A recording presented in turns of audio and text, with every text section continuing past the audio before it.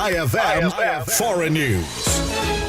Hindi bababa sa 108 katao ang nasawi matapos ang pagsabog sa dalawang paaralan sa bayan ng Ninab sa lalawigan ng Hormozgan sa Timog Iran. Nangyari ang insidente kasabay ng malawakang airstrikes na inilunsad ng United States at Israel laban sa Iran. Inilarawan ni Iranian President Masoud Pezeshkian ang pangyayari bilang isang barbaric act matapos ang pagkasawi ng daan-daang katao. Ayon sa Iranian Red Crescent, umabot na sa 200 at isang individual ang nasawi sa iba't ibang bahagi ng bansa dahil sa mga pag-atake, habang 74,447 naman ang naitalang sugatan. Samantala, nagpadala na ng mga response team ang Red Crescent sa Ninab upang tumulong sa rescue and relief operation. Sinabi rin ng isang opisyal na 3 missile ang tumama sa dalawang paaralan. Nakita rin sa ilang video online ang mga makakapal na usok mula sa gusali at mga taong nagkakagulo sa naturang lugar.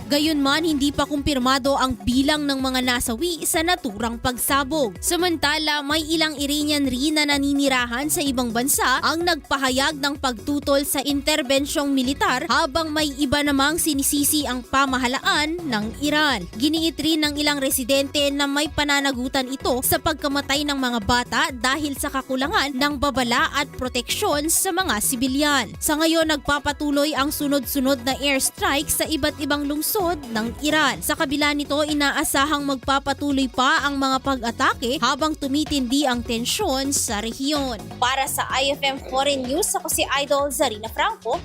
Idol! IFM News.